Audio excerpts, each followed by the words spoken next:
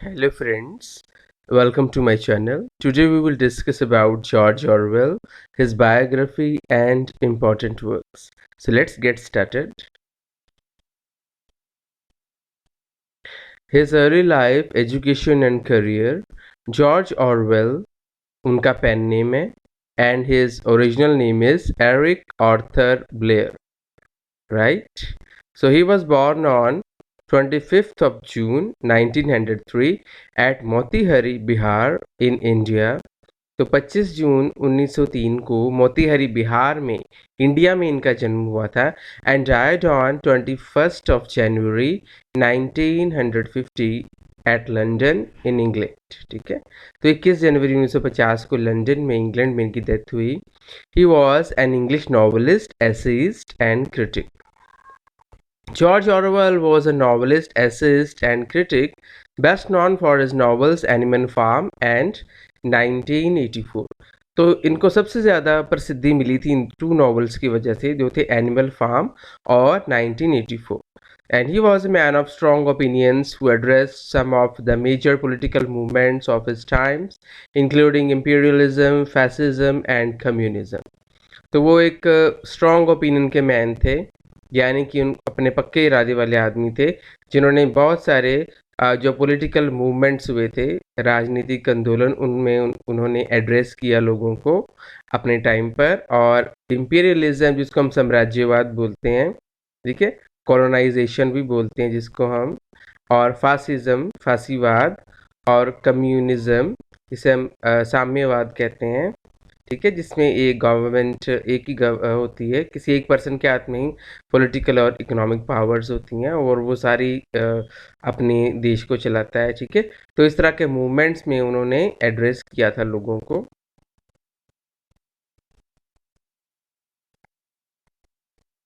His early life, अब उनकी early life किस तरह बीती उसके बारे में थोड़ा जान लेते हैं।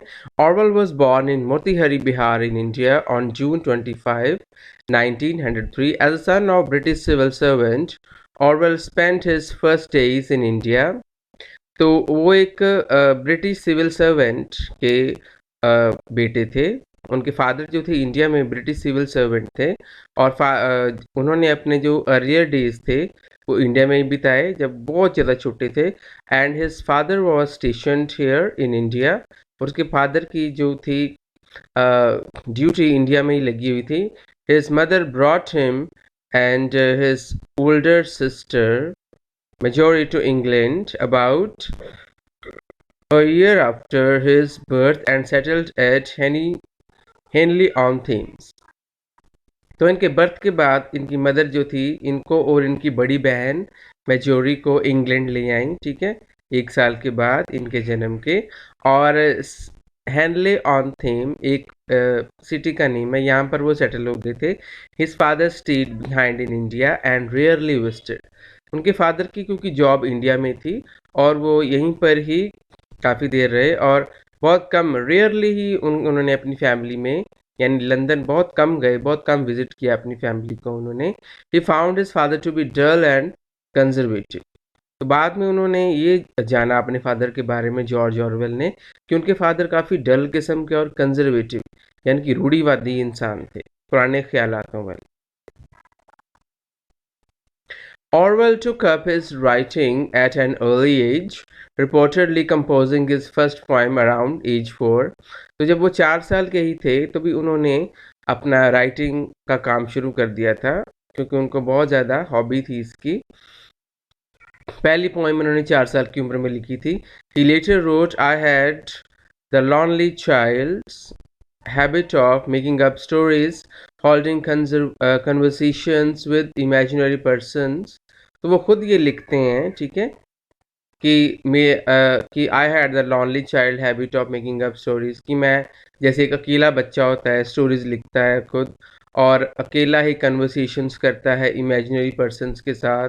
And I think from the very start my literary ambitions were mixed up with the feeling of being isolated and under valued. तो वो खुद अपने लिटरेरी एम्बिशंस के बारे में बताता है कि मेरी फीलिंग किस तरह की है, आइसोलेटेड जैसी फीलिंग है, अकेले अकेले रहना, और अंडर वैल्यूड, कि मेरी वैल्यू को कोई पहचानता नहीं है।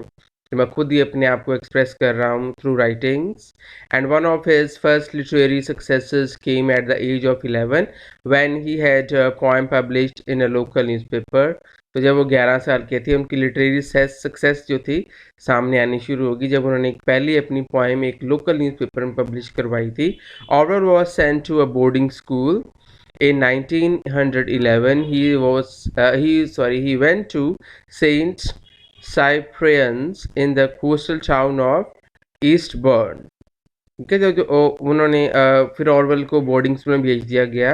सो 1911 में वो एक सेंट साइपेरियंस के एक स्कूल में गए थे. And where he got his first test of England's class system. तो तब उन्होंने इंग्लैंड के बारे में जाना कि इंग्लैंड के लोग किस तरह के हैं, कैसे रहते हैं. अब बात कर लेते हैं उनके लिटरेरी करियर की. तो down and out in Paris and London, ये जो इनकी एक बुक है 1933 में पब्लिश हुई थी. Orwell's first major work explored his time eking out living in these cities. तो ऑरवेल ने क्या लिखा है इस बुक में, ये उनका पहला मेजर वर्क था जिसमें उन्होंने टाइम एकिंग का यह मीनिंग है कि जैसे तैसे ही गुजारा होता है इंसान का, कि उन्होंने ये दो शहर जो थे पेरिस और लंदन, यहाँ पर उन्होंने कैसे गुजारा किया, कैसे रहते रहे थे अपनी फैमिली के साथ, उसके बारे में जिक्र किया है. The book provided a brutal look at the lives of the working poor end of those living a transient existence. तो इस बुक में उन्होंने ये भी बताया है कि किस तरह की ब्रूटल लुक थी, यानी कि जो जो वर्किंग पुअर पीपल हैं, जैसे मजदूर लोग हैं, जो लेबर वर्क हैं, उन्होंने कैसे अपने आप को ढाला हुआ था वर्क में, और किस तरह की उनकी ब्रूटल लुक थी. यानी कि कहने का कि ब्रूटल होता है कि जैसे निर्दयता भरी हुई, क्रूअल, कि इस तरह के इंसान थे वो लोग.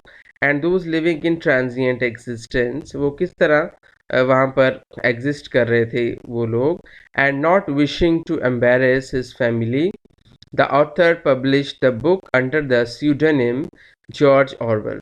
तो वो जॉर्ज यही चाहते थे कि उनकी फैमिली को किस तरह का कोई एम्बेरस ना फील हो, कि लोग उनकी फैमिली पर किसी तरह का कोई अटैक ना कर दें या कुछ बुरा ना हो जाए फैमिली के साथ. तो इसलिए उन्होंने अपने ओरिजिनल नेम से अपनी बुक ये थी जो down out in Paris and London publish नहीं करवाई, ये उन्होंने स्यूडोनेम जॉर्ज ऑरवेल यूज़ किया.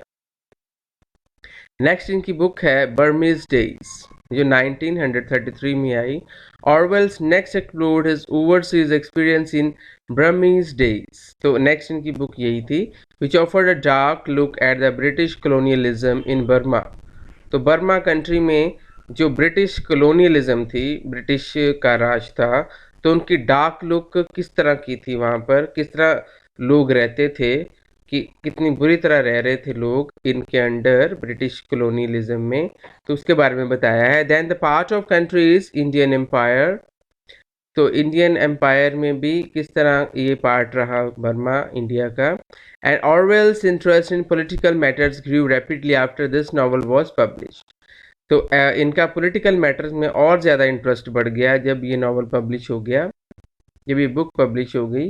The protagonist is flori.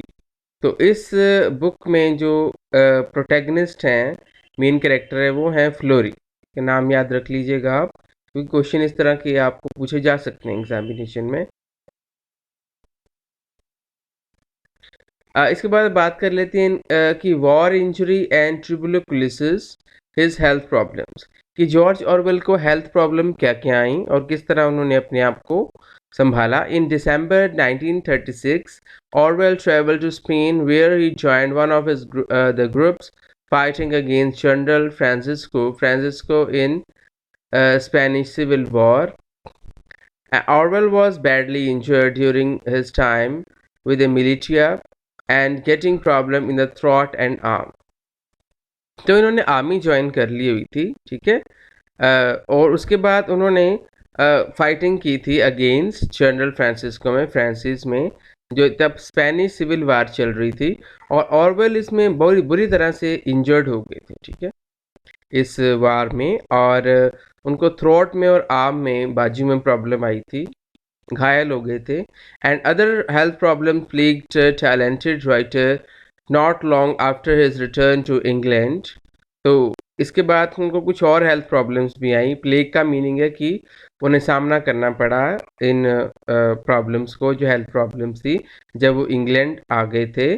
For years, Orwell had periods of sickness, and he was officially diagnosed with tuberculosis in 1908, and he would continue to the battle with the tuberculosis for the rest of his life.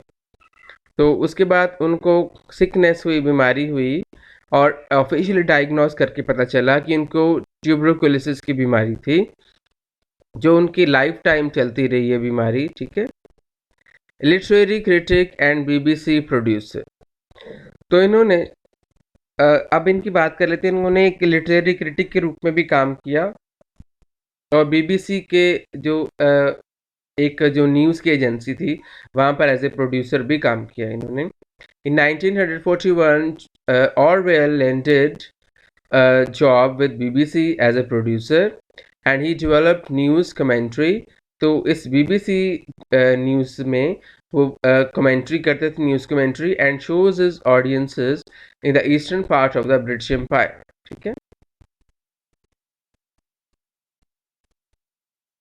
George Orwell's most famous books कौन कौन सी है? एक animal form है, और दूसरी है 1984। ठीक है। ये दोनों नॉवेल्स हैं, ये बहुत ज़्यादा पॉपुलर हुए थे इनके। दोनों बुक्स के बारे में हम थोड़ा डिस्कस कर लेते हैं। एनिमल फॉर्म 1945 में पब्लिश हुई थी।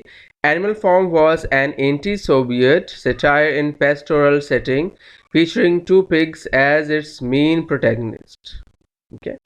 तो ये एंटी सोवियत सटायर है, ठीक है, उस टाइम का। And these pigs were said to represent, तो ये दो पिग्स जो हैं, जो मेन प्रोटैगनिस्ट हैं, मेन कैरेक्टर है इस नॉवल में, तो ये दोनों पिग्स क्या रिप्रेजेंट करते हैं? देखिए, जोसेफ स्टालिन को और लियोन ट्रोट्स्काई को। The novel brought Orwell great acclaim and financial rewards. तो इस नॉवल की वजह से, एनिमल फॉर्म की वजह से, इनको बहुत सारे एक्लेम मिले, प्रशंसा मिली, और फाइनेंशियल अवार्ड भी मिले। तो इनके नेम्स आप याद रख लीजिएगा। ये मैंने आपको बताया हुआ है कि you should have a diary and make notes on it, all important things which are discussing here, so you should make notes out of them and learn them। ठीक है। तो इन सभी चीज़ों को आप साथ साथ याद करते जाइए। अब 1984 नॉवल की बात कर लें। ऑरवेल्स मास्टर वर्क 1984, ठीक है, ये 1949 में पब्लिश हुआ था। ठीक है। तो क्योंकि उन्होंने पहले ही अंदाज़ा लगा लिया था कि 1984 में क्या होने वाला है उनके मुताबिक, तो इसलिए उन्होंने इसका नेम 1984 रख दिया। ये एंटी यूटोपियन नॉवल है। तो यूटोपियन का मीनिंग मैंने पहले बताया था आपको। यूटोपियन होती है इस तरह की सोसाइटी जो इकोनॉमिक तौर पर और सोशल तौर पर बिल्कुल सही हो, उसमें कोई प्रॉब्लम ना हो किसी को। और एंटी यूटोपियन हो गया उसके उल्ट, जहाँ लोगों को बहुत ज़्यादा प्रॉब्लम्स फेस करनी पड़ रही है, उनके पास अत्याचार हो रहे हैं और इनजस्टिस हो रही है, इस तरह की सोसाइटी होती है। It was publish in the last late stages of his battle with tuberculosis and soon before his death. तो ये दोनों नॉवल जो थे ना, इनकी लाइफ के जो एंड वाले ईयर्स थे, तब इन्होंने ये पब्लिश करवाए थे, 1984 और Animal Farm. And this bleak vision of the world divided into three oppressive nations stirred up controversy among reviewers who found this fictional future too despairing। तो उनकी ब्लीक विजन थी इनको लेकर। ब्लीक विजन होता है एक तरह की धुंधलापन, कि धुंधला ही नज़र आ रहा था उनको ये वर्ल्ड जो है, जो ऑपरेसिव नेशन में, यानी कि जो दबाई जाने वाली नेशन है, जिन पर ब्रिटिश की कॉलोनी है या किसी ने भी राज किया हुआ है, डिक्टेटरशिप चल रही है, लोगों पर अत्याचार हो रहे हैं। तो इस तरह की ब्लीक विजन उनको नज़र आ रही थी कि लोगों पर हो रहे अत्याचार के बारे में वो अपने ओपिनियन देना चाहते थे। तो बहुत सारे रिव्यूअर्स ने कंट्रोवर्सी की, यानी कि विवाद किया इनके इन नॉवेल्स पर, and who found this fictional too despair. तो उनको ये लगा कि ये बहुत ज़्यादा डिस्पेयरिंग है, बहुत ज़्यादा निराशा पैदा करने वाला नॉवल है। And in the novel, Orwell gave readers a glimpse into what would happen if the government controlled every detail of a person's life down to their own private thoughts. तो Orwell ने readers को एक झलक दिखाई है, एक glimpse दिखाया है कि क्या होगा अगर गवर्नमेंट क्या करती है, पूरी तरह कंट्रोल कर लेती है सोसाइटी पर, इकोनॉमिक पर भी और उनकी पर्सनल लाइफ पर भी, कि लोग कहीं बाहर ना निकलें, हमेशा अंदर ही रहें, जैसे आजकल लॉकडाउन चल रहा है। चलो वो तो हमारी सेफ्टी के लिए है, लेकिन अगर ऐसा परमानेंट हो जाए तो it will be very bad for us, कि लोग जी नहीं पाएंगे। तो इस तरह का उन्होंने अपनी सोसाइटी में देखा उस टाइम पर, कि गवर्नमेंट जो थी, यानी कि जिसको हम कहते हैं डिक्टेटरशिप वाली गवर्नमेंट, कि एक ही तानाशाह होता है जो पूरी कंट्री को कंट्रोल करके रखता है। तो बिल्कुल यही सेम चीज़ इस 1984 नावल में दिखाई गई है। अगर आप इस नावल की समरी पढ़ेंगे so you will understand better, ज़रूर पढ़िएगा इसको, आपको अच्छी तरह समझ लग जाएगा।